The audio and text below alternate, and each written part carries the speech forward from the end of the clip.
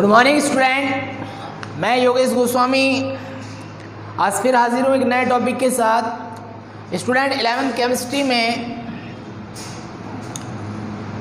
हमने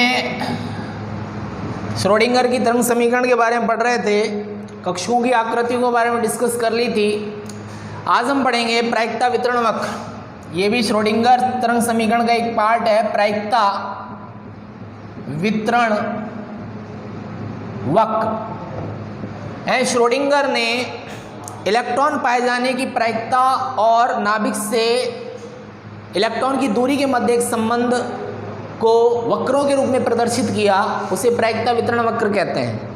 यानी इलेक्ट्रॉन पाए जाने की प्रायिकता नाभिक के चारों ओर जहां साई स्क्वायर से व्यक्त करते हैं इलेक्ट्रॉन पाए जाने की प्रायिकता को, और इलेक्ट्रॉन की नाभिक से दूरी को अंतर्नाभ की दूरी कहते हैं। इनके बीच में जो संबंध होते हैं उन्हें वक्रों द्वारा प्रदर्शित किया, जिसे प्रायिकता वितरण वक्र कहते हैं। तो क्या था इसमें, जैसे ये है, यहां पर साई स्क्वायर का मान है यानी इलेक्ट्रॉन पाए जाने की प्रायिकता, और यहां अंतर्नाभ की दूरी, और इसे हम नाभिक मान लेते हैं। ठीक है स्टूडेंट, तो इस प्रकार से वक्र प्राप्त हुए। ठीक है, अब यहाँ पहले जैसे जैसे दूरी बढ़ती है नाभिक से इलेक्ट्रॉन की, वैसे वैसे इलेक्ट्रॉन पाए जाने की प्रोबेबिलिटी का मान मैक्सिमम हो जाता है। और एक कंडीशन ऐसी आती है जहाँ इलेक्ट्रॉन प्रोबेबिलिटी का मान मैक्सिमम हो जाता है, उस स्थान को ही कक्षक कहते हैं, और ये होता है 1s कक्षक। फिर जैसे जैसे दूरी बढ़ती है फिर इलेक्ट्रॉन पाए जाने की प्रायिकता का मान घटता चला जाता है, जहाँ पर नोडीय पृष्ठ प्राप्त होता है। ये नोडीय पृष्ठ है, नोडीय पृष्ठ, जहाँ शून्य हो जाए इलेक्ट्रॉन पाए जाने की प्रायिकता। फिर दोबारा से नाभिक से दूरी बढ़ेगी तो इलेक्ट्रॉन पाए जाने की प्रायिकता का मान मैक्सिमम हो जाएगा, जहाँ मैक्सिमम हो जाता है उसे 2s कक्षक कहते हैं। फिर घटता है, फिर दोबारा से बढ़ता है 3s कक्षक। इस प्रकार से यहाँ मैक्सिमम हो गया, 3s कक्षक आ गया, और यहाँ पर ये नोडी पृष्ठ जहाँ इलेक्ट्रॉन पाए जाने की प्रायिकता का मान शून्य हो जाए। ठीक है स्टूडेंट, अब ये गोलाकार क्यों है, क्योंकि यहाँ से अगर हम ये इस प्रकार से शो करें तो ये गोलाकार आ रहा है। 1s कक्षक ये जो है ये एक गोलाकार कक्षक है, ये वाला। ठीक है, ऐसे ही फिर ये 2s कक्षक जो है ये भी गोलाकार आकृति को शो करेगा। ठीक है स्टूडेंट, यानी कि नाभिक से इलेक्ट्रॉन की डिस्टेंस बढ़ रही है तो प्रोबेबिलिटी का मान बढ़ रहा है, यानी इलेक्ट्रॉन के पाए जाने की प्रायिकता का मान बढ़ रहा है, संभावना का मान बढ़ रहा है। प्रायिकता का मतलब संभावना। यहाँ मैक्सिमम हो जाता है तो ये 1s कक्षक, फिर धीरे धीरे और दूरी बढ़ती है तो यहाँ 0 हो जाता है, नोडीय पृष्ठ आ जाता है, फिर बढ़ जाता है 2s कक्षक, फिर घटता है जहाँ शून्य हो जाए वो नोडीय पृष्ठ। तो ये 2s कक्षक यहाँ आएगा, 1s कक्षक, और यहाँ 3s कक्षक आ जाएगा, 3s कक्षक। ठीक है स्टूडेंट, तो 3s कक्षक के लिए कितने नोडीय पृष्ठ होंगे, तो होता है n-1, नोडीय पृष्ठों की संख्या n-1। तो s के लिए 3 के लिए n कितना है, 3 है, इसके लिए 2 होंगे। 3s कक्षक के लिए 2 नोडीय पृष्ठ होंगे, एक ये और एक ये। 2s के लिए केवल यही होगा, 1 होगा, तो n-1, 2 में से 1 घटाया, 1 ही होगा। 1s के लिए कोई नोडीय पृष्ठ नहीं होगा, 0 होंगे। तो कक्षक के लिए नोडीय पृष्ठों की संख्या का सूत्र क्या है, n-1। n यहाँ पर कक्षों की संख्या है। ठीक है स्टूडेंट, इस प्रकार से शो करते हैं। यानी कि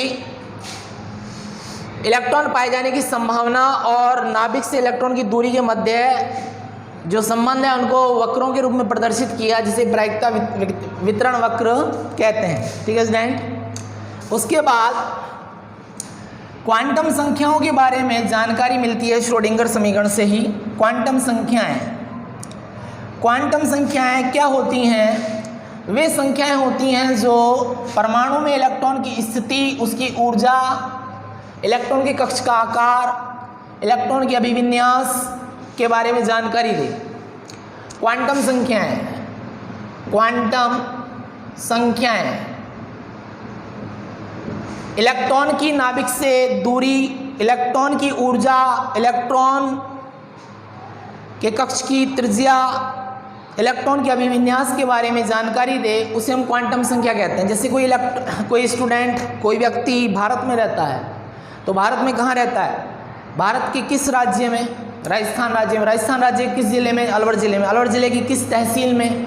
ठीक है, तो वो उस तहसील का भी कौन सी कॉलोनी और उस कॉलोनी का कौन सा मकान नंबर, तो ये उसकी एग्जैक्ट जानकारी होगी।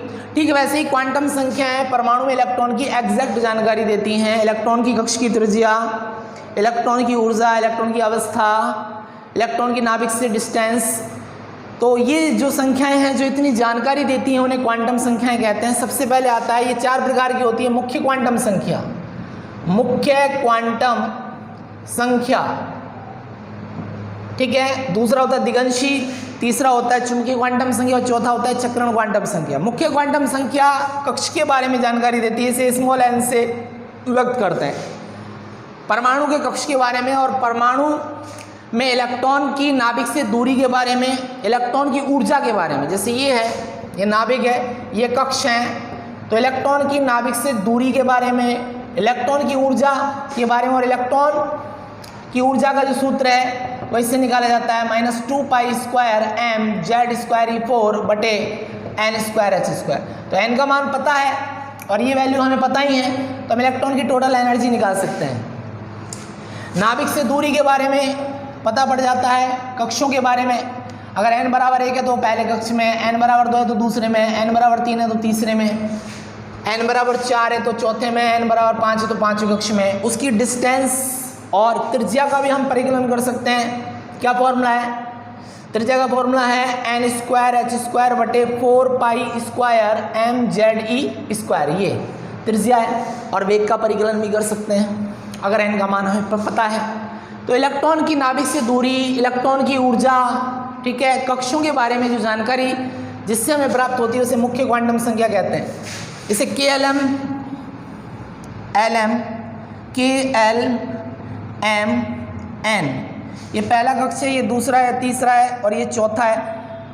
कक्ष में अधिकतम इलेक्ट्रॉनों की संख्या 2n² होती है, तो n बराबर 1 है, तो पहले में 2 अधिकतम इलेक्ट्रॉन होंगे, दूसरे में अधिकतम कितने होंगे? 8 होंगे, और तीसरे में अधिकतम कितने होंगे? 18 होंगे, और चौथे में अधिकतम कितने होंगे?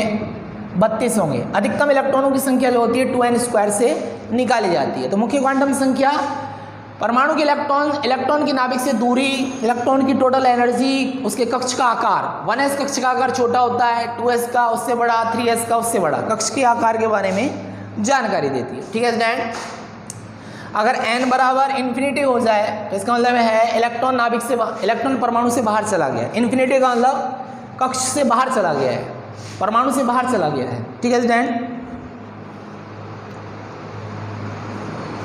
ठीक है।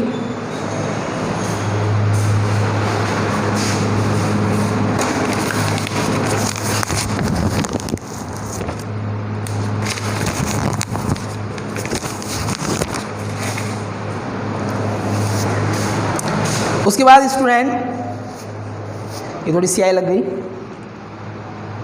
उसके बाद होता है दिगंशी क्वांटम संख्या। दिगंशी क्वांटम संख्या,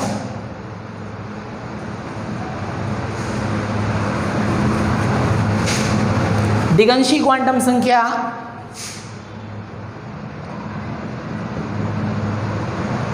दिगंशी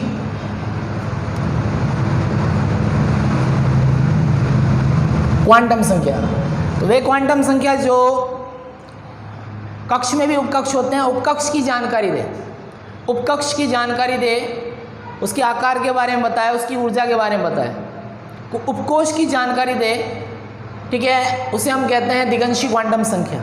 ठीक है, और दिगंशी क्वांटम संख्या जो होती है इसे L से शो करते हैं, L, स्मॉल l, और n के लिए जो L के मान होते हैं वो होते हैं 0 से n-1 तक। ठीक है, जैसे n का मान मुख्य क्वांटम संख्या 1, 2, 3, 4, तो इसके लिए L के मान क्या क्या होंगे, और L का प्रत्येक मान उपकोष का निर्धारण करता है, उपकोष का निर्धारण करता है, यानी उपकोष के बारे में जानकारी देता है, उपकोष की ऊर्जा के बारे में जानकारी देता है। ठीक है, जैसे n में, n के लिए L के मान 0 से, और एल के कितने मान होते हैं, एन के बराबर। किसी भी कक्ष में कितने उपकोष होते हैं, उसके क्रमांक के बराबर। जैसे पहले कक्ष में कितने होंगे, एक होगा और वो एस होगा। दूसरे में कितने होंगे, दो होंगे, उसके क्रमांक के बराबर। कौन कौन से होंगे, एस और पी होगा। तीसरे में कितने होंगे, तीन होंगे। कौन कौन से होंगे, एस पी डी एफ होगा। चौथे में कितने उपकक्ष होंगे, चार होंगे, एस पी डी एफ। ठीक है, किसी भी कक्ष में कितने उपकक्ष होते हैं, उसके क्रमांक के बराबर होते हैं। ठीक है स्टूडेंट।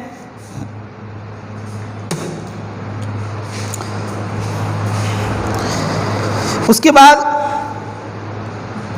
जैसे n के लिए l के मान 0 से n-1 तक होते हैं, तो इसके लिए 0, इसके लिए 0 और 1, इसके लिए 0 1 2 और इसके लिए 0 1 2 3। ठीक है, अब ये आ गया। अब l के मान आ गए। अब इसके लिए उपकोष का प्रतीक क्या होगा। जैसे अगर l का मान 0 है तो ये s उपकोष होगा, अगर l का मान 2 है तो ये p उपकोष होगा, अगर l का मान 2 है, 1 है तो p होगा और 2 है तो d होगा, और अगर l का मान 3 है तो ये f उपकोष होगा। अगर l का मान 0 है तो ये s उपकोष होगा, l का मान 1 है तो p होगा, l का मान 2 है तो ये d उपकोष होगा, और l का मान अगर 3 है तो ये f उपकोष होगा। ठीक है, s उपकोष के लिए l का मान 0, p के लिए 1, d के लिए 2 और f के लिए 3 याद रखना। ठीक है, तो 1 और s किसका है, 0 के लिए तो 1s उपकोष होगा, ये 2s और ये 2p, क्योंकि l का मान 1 है, l का मान 1 होगा तो p उपकोष होगा, और 0 है तो 0 मान है l का मान तो s उपकोष होगा। ऐसी उसमें तीसरा कक्ष है, उसमें कितने उपकोष होंगे, 3 होंगे, 3s 3p और 3d। l का मान 0 है तो s होगा, 1 है तो p होगा, और 2 है तो d होगा। ऐसे ही 4s 4p 4d और 4l। ठीक है, इस प्रकार से होगा। ठीक है स्टूडेंट। अब हमारे पास यानी कुल मिला के n के लिए l के मान क्या होते हैं, 0 से n-1 तक होते हैं। ठीक है स्टूडेंट। अब हम इसमें कक्षकों की संख्या, उपकोष में अधिकतम, उपकोष में किसी भी उपकोष में कितने कक्षक होते हैं, 12+1, और इलेक्ट्रॉन कितने होते हैं, 2 × 12+1। किसी भी उपकोष में, ये याद रखना है तुम्हें, किसी भी उपकोष में कितने कक्षक होते हैं, हाँ, किसी भी उपकोष में कितने कक्षक होते हैं, 12+1, और इलेक्ट्रॉन कितने होते हैं, इसका दुगना कर देंगे, 2 × 12+1। ठीक है स्टूडेंट। किसी भी उपकोष में कितने कक्षक होते हैं, ये कक्षकों की संख्या का सूत्र है 2 × 12+1, यानी उपकक्ष भी कक्ष जैसे उपकक्ष में डिवाइड होते हैं और उपकक्ष भी कक्षकों में डिवाइड होते हैं। तो किसी भी उपकोष में कितने कक्षक होते हैं, 12+1, और इलेक्ट्रॉन कितने होते हैं, उसका दुगना कर देंगे, 2 × 12+1। ये इलेक्ट्रॉनों की संख्या है। ठीक है स्टूडेंट। अब एक सारणी सी बन जाएगी इसमें, जैसे कक्षकों की संख्या निकालनी है हमें, कक्षकों की संख्या, और यहाँ आ जाएगी इलेक्ट्रॉन्स की संख्या। कक्षों की संख्या निकलेगी 12+1 से, सूत्र से, और इलेक्ट्रॉन की संख्या निकलेगी इसका दुगना 2 × 12+1 से। ठीक है। अब कक्षों की संख्या निकालनी है, तो हमारे पास l का मान तो है 0, तो इसमें कितने कक्षक होंगे, l बराबर 0, तो 1 ही होगा। p के लिए l का मान कितना, 1, तो यहाँ पर इस सूत्र में रखो l का मान 1, तो 3 होंगे। 3s में कितने कक्षक होंगे, 1, p में कितने होंगे, 3, d में कितने होंगे, 5, क्योंकि d के लिए l का मान क्या है, 2, इसमें l बराबर 2 रखो, 2 दूनी 4 और 1 5। ठीक है स्टूडेंट। ऐसे ही s में कितने कक्षक होंगे, 1 ही होता है, s उपकोष में 1 ही कक्षक होता है। p में कितने होते हैं, 3 कक्षक होते हैं। d में कितने होते हैं, 5 कक्षक होते हैं। और f में कितने होते हैं, f उपकोष में 7 कक्षक होते हैं, 1 2 3 4 5 6 7। तो यहाँ पर s में कितने कक्षक हैं, 1, p में कितने हैं, 3, d में कितने हैं, 5, और f में कितने हैं, 7। एक कक्षक में अधिकतम 2 इलेक्ट्रॉन आते हैं, तो 3 में 6, टोटल मिला के अधिकतम 8। s में कितने s कक्षक, 1s में कितने कक्षक होंगे, 1 ही कक्षक होगा, इसमें इलेक्ट्रॉन अधिकतम कितने होंगे, 2 इलेक्ट्रॉन्स होंगे।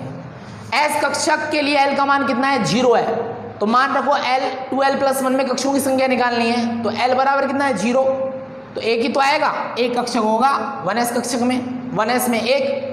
ठीक है, एक कक्षक में अधिकतम 2 इलेक्ट्रॉन होते हैं, तो 3 में कितने होंगे 6 टोटल। पहले कक्ष में अधिकतम 2 इलेक्ट्रॉन, दूसरे में अधिकतम 8, 2s में 2 और 3p में 6 इलेक्ट्रॉन 8। एक में 2 इलेक्ट्रॉन होंगे, 3 में 6 होंगे, तो 5 में 10, टोटल मिला के 18 इलेक्ट्रॉन होंगे। एक में 2 होंगे, 3 में 6 होंगे, 5 में 10 होंगे और 7 में अधिकतम 14 होंगे, टोटल मिला के 32 इलेक्ट्रॉन होंगे। ठीक है, पहले कक्ष में अधिकतम 2 इलेक्ट्रॉन, दूसरे में 8 मैक्सिमम, तीसरे में 18 और चौथे में अधिकतम 32। इस प्रकार से हम रिलेशन शो करते हैं। ये मुख्य क्वांटम संख्या है, ये एल के मान है और एल के मान एन के लिए 0 से n-1 तक होते हैं, बता दिया। एल के मान एन के लिए एल के मान 0 से n-1 तक। जैसे 1 है तो 0 से n-1, 0 से n-1, 0 और n-1 यानी कि 2 -1 यानी 1, 3 0 से n-1 यानी 3 - 1 यानी 2। ऐसे 4 के लिए 0 से n-1, n का मान 4 है, 4 - 1 यानी 3 तक होंगे। ऐसे 0 से n-1 तक होंगे एल के लिए एन के मान। ठीक है, उपकोष का प्रतीक बता दिया। एस उपकोष के लिए एल का मान 0, पी के लिए 1, डी के लिए 2, एफ के लिए 3, इस प्रकार से। ठीक है स्टूडेंट, किसी भी उपकोष में कक्षों की संख्या कितनी होती है 12 + 1 और इलेक्ट्रॉनों की संख्या कितनी होती है इसका दुगना 2 × 12 + 1, इस प्रकार से करते हैं। अब जैसे मान लो हमारे पास एस उपकोष है, यहां उपकोष लिख देते हैं एस, पी, डी और एफ। तो यहां पर मान लो उपकोषों की संख्या यहां आ जाए, मान लो एल के मान यानी दिगंशिन क्वांटम संख्या के मान। ठीक है, एल के मान आ जाएगा, यहां पर कक्षकों की संख्या आ जाएगी। यहां पर है उपकोष के प्रकार, उपकोष का प्रतीक आ जाएगा, कक्षकों की संख्या आ जाएगी, फिर इलेक्ट्रॉन की संख्या आ जाएगी। ठीक है, एस उपकोष के लिए एल का मान 0, पी के लिए 1, डी के लिए 2, एफ के लिए 3 होता है, फिक्स होता है। उपकोष का प्रतीक क्या होगा, एल के मान है, उपकोष का प्रतीक क्या है, तो ये एस है, क्योंकि हमारे पास एन के मान नहीं है तो हम उपकोष का प्रतीक नहीं बता सकते। कक्षों की संख्या अधिकतम, एस में कितने होंगे कक्षक, 1 ही होगा। पी में कितने होते हैं कक्षक, 3 होते हैं, 2 × 12 + 1 से निकाल लेंगे। डी में कितने होते हैं कक्षक, 5 होते हैं और एफ में कितने होते हैं 7। इलेक्ट्रॉन इसका दुगना होंगे, 2, 6, 10, 14, इस प्रकार से। ठीक है देन,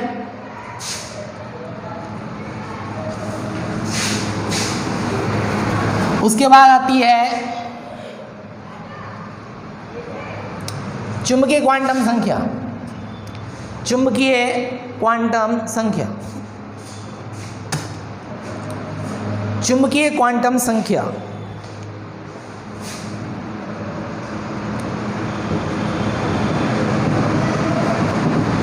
हम ये जानते हैं कि ये इसे m से शो करते हैं और चुंबकीय क्वांटम संख्या का प्रत्येक मान एक कक्षक का निर्धारण करता है, एक कक्षक का निर्धारण करता है और m का प्रत्येक मान l पर डिपेंड करता है। जैसे l का मान n पर डिपेंड करता है मुख्य क्वांटम संख्या पर, दिगंशी क्वांटम संख्या l का मान n पर डिपेंड करता है। वैसे चक्रण क्वांटम संख्या को m से प्रदर्शित करते हैं, उसका प्रत्येक मान दिगंशी क्वांटम संख्या पर डिपेंड करता है। और m के मान क्या होते हैं, +l से -l तक होते हैं, जिसमें 0 भी आता है, 0 भी आता है, 0 भी शामिल है। यानी कि +l को राइट में लिखो, -l को लेफ्ट में लिखो, जिससे 0 भी आता है। और हम जानते हैं कि इलेक्ट्रॉन जैसे आवेशित कण जब नाभिक के चारों ओर चक्कर लगाते हैं, इलेक्ट्रॉन जैसे आवेशित कण जब नाभिक के चारों ओर चक्कर लगाते हैं तो इलेक्ट्रॉन के चारों तरफ एक चुंबकीय क्षेत्र उत्पन्न होता है और चुंबकीय क्षेत्र में स्पेक्ट्रम रेखा कई भागों में डिवाइड हो जाती है, जिसे हम जीमैन प्रभाव कहते हैं। चुंबकीय क्षेत्र यहाँ n ध्रुव लग रहा है और यहाँ s ध्रुव लग रहा है, तो चुंबकीय क्षेत्र की उपस्थिति में, क्योंकि जब इलेक्ट्रॉन गति करेगा तो चुंबकीय क्षेत्र मैग्नेटिक फील्ड उत्पन्न होगा, और चुंबकीय क्षेत्र की उपस्थिति में स्पेक्ट्रम रेखा जो है वो बहुत सारे भागों में विभाजित हो जाती है। इससे ये संकेत मिलता है कि कक्ष जैसे उपकक्ष में बटे होते हैं वैसे उपकक्ष भी कक्षक में बटे होते हैं, क्योंकि एक स्पेक्ट्रम रेखा चुंबकीय क्षेत्र में बहुत सारे भागों में डिवाइड हो जाती है, इससे ये संकेत मिलता है कि एक उपकक्ष भी बहुत सारे भागों में डिवाइड होता है, जिसे हम कक्षक कहते हैं। और कक्षक को जिस क्वांटम द्वारा चुंबकीय क्वांटम संख्या से कक्षक के बारे में जो जानकारी दे उसे हम कहते हैं चुंबकीय क्वांटम संख्या। यानी इलेक्ट्रॉन अब्र के अंतरावकाश में अभिविन्यास का निर्धारण करती है। इलेक्ट्रॉन अब्र के अंतरावकाश में यानी उपकक्ष में इलेक्ट्रॉन किस प्रकार से व्यवस्थित है उसके बारे में जानकारी देती है चुंबकीय क्वांटम संख्या। यानी कक्ष भी उपकक्षों में डिवाइड है और उपकक्ष भी कक्षक में डिवाइड है, और वो इलेक्ट्रॉन कक्ष किस प्रकार की गति कर रहा है, किस प्रकार के आकृति वाले कक्षक में गति कर रहा है, उसके बारे में चुंबकीय क्वांटम संख्या बताती है। ठीक है, और चुंबकीय क्वांटम संख्या को 12+1 से ज्ञात करते हैं। इसकी संख्या जो है चुंबकीय क्वांटम संख्या की वो आती है 12+1 सूत्र से। ठीक है स्टूडेंट, और m के मान जो होते हैं वो दिगंशी क्वांटम संख्या पर डिपेंड करते हैं। उसका प्रत्येक मान एक कक्षक का निर्धारण करता है। इसको समझेंगे, जैसे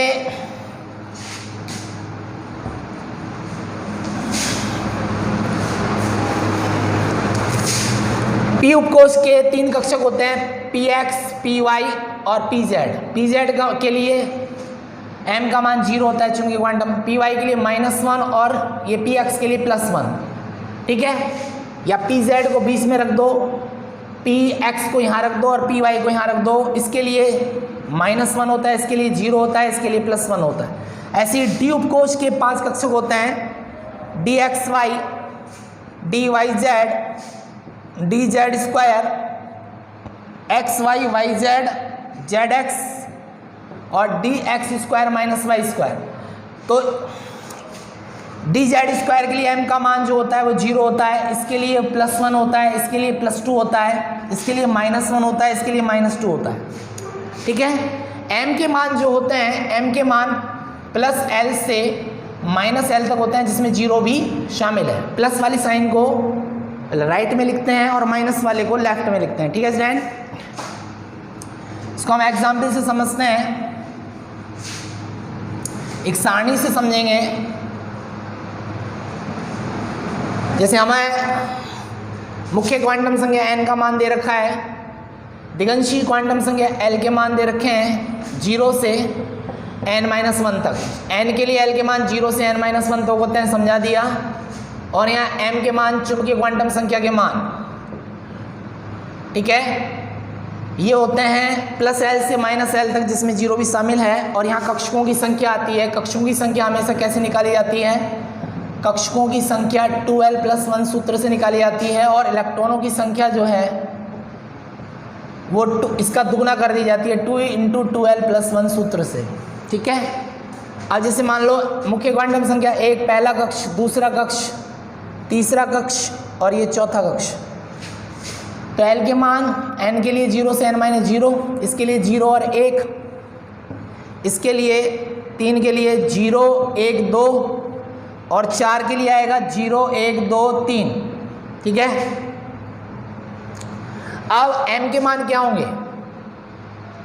l के लिए m के मान जो होंगे, m के मान डिपेंड करेंगे l के मान पे, और इसके मान होंगे -L से +L तक 0 भी शामिल है, 0 ही होगा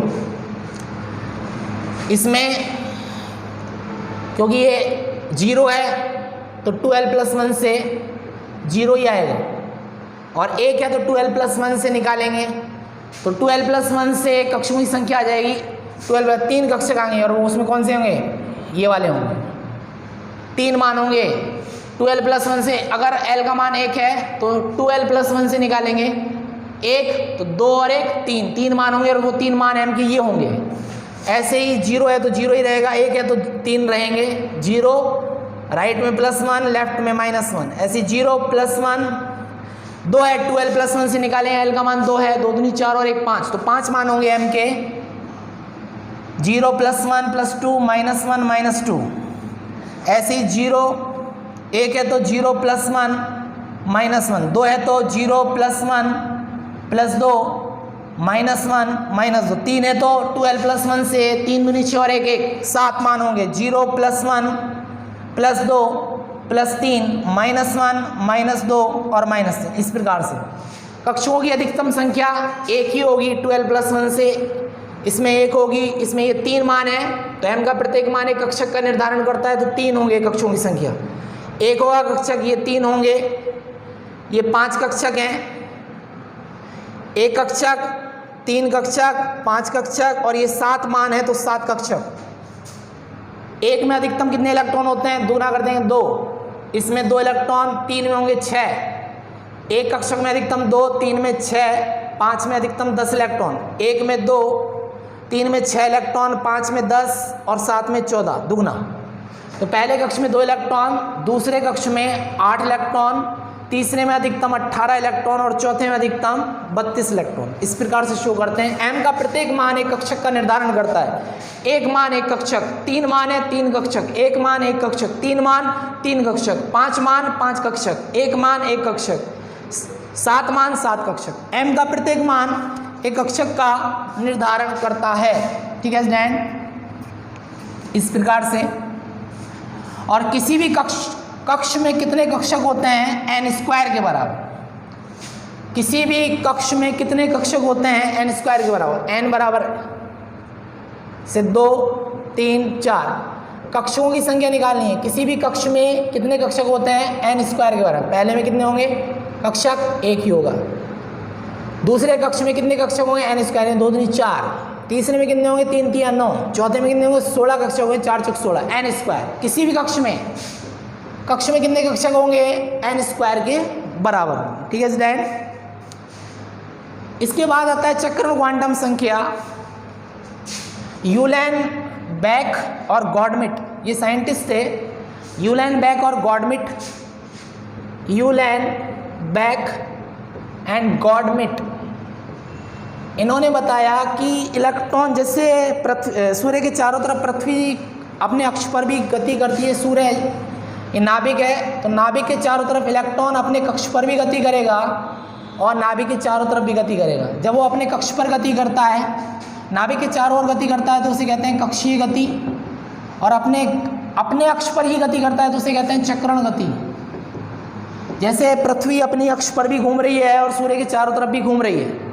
पृथ्वी अपनी अक्ष पर भी घूम रही है और सूर्य के चारों तरफ भी घूम रही है। जब वो सूर्य के चारों तरफ घूम रही है तो वो कक्षीय गति और अपनी अक्ष पर गति कर रही है, चक्रण गति है। तो इलेक्ट्रॉन जो है, इलेक्ट्रॉन जब वो दक्षिणावर्त दिशा में गति करता है तो उसे +12 से व्यक्त करते हैं, और अगर वो वामावर्त दिशा में गति करता है तो उसे -x। यानी इलेक्ट्रॉन की अपनी अक्ष पर होने वाली गति को चक्रण क्वांटम संख्या द्वारा व्यक्त किया जाता है। इलेक्ट्रॉन की अक्षीय गति को, अपनी अक्ष पर होने वाली गति को चक्रण क्वांटम संख्या द्वारा व्यक्त किया जाता है। चक्रण क्वांटम संख्या, जैसे ये कक्ष है, इसमें ये इलेक्ट्रॉन है, एक ऊपर की ओर गति कर रहा है, एक नीचे की ओर है। ऊपर की ओर दक्षिणावर्त दिशा में गति कर रहा है तो चक्रण क्वांटम संख्या का मान +12। नीचे की ओर गति कर रहा है वामावर्त दिशा में तो चक्रण क्वांटम संख्या s का मान +12 और इसके लिए s का मान -12। और ये इलेक्ट्रॉन, ये नाभिक है, ये नाभिक है और वो ऐसे गति कर रहा है, कक्षीय गति है। ये जो गति है ये तो है कक्षीय गति, यूं गति कर रहा है और अपनी अक्ष पर भी घूम रहा है। ये इलेक्ट्रॉन ऐसे भी घूम रहा है। अगर वो दक्षिणावर्त दिशा में गति कर रहा है, दक्षिणावर्त दिशा में गति कर रहा है तो ऊपर की ओर, तीर का निशान ऊपर की ओर है, इसके लिए चक्रण क्वांटम संख्या का मान +12। और नीचे की ओर गति कर रहा है यानी कि वामावर्त दिशा में गति कर रहा है, इसका उल्टा, ये दक्षिणावर्त दिशा में, घड़ी की दिशा में, और अगर वो ऐसे गति कर रहा है तो ये वामावर्त गति है, वामावर्त गति, तो इसके लिए s का मान होगा -12। यानी चक्रण क्वांटम संख्या इलेक्ट्रॉन की अपनी अक्ष पर होने वाली गति को शो करती है। इलेक्ट्रॉन दक्षिणावर्त दिशा में गति कर रहा है या वामावर्त दिशा में गति कर रहा है, ठीक है। इलेक्ट्रॉन अपनी अक्ष पर भी घूम रहा है, वो दक्षिणावर्त दिशा में घूम रहा है या वामावर्त दिशा में घूम रहा है, उसे हम चक्रण क्वांटम संख्या उसके बारे में जानकारी देती है, ठीक है, कि वो दक्षिणावर्त दिशा में घूम रहा है, यानी घड़ी की दिशा में घूम रहा है या घड़ी की विपरीत दिशा में घूम रहा है। अगर वो घड़ी की दिशा में घूम रहा है तो चक्रण क्वांटम संख्या का मान है +12, और अगर वो घड़ी की विपरीत दिशा में घूम रहा है तो चक्रण क्वांटम संख्या का मान है -12। ठीक है स्टूडेंट, ठीक है स्टूडेंट, आज की वीडियो हमारी यहीं समाप्त होती है। आशा करता हूँ कुछ बातें जो समझाई हैं वो समझ में आई होंगी। और अधिक जानकारी के लिए सब्सक्राइब कीजिए। प्रॉब्लम हो तो कमेंट बॉक्स में अपनी प्रॉब्लम्स डालिए। Thank you so much students.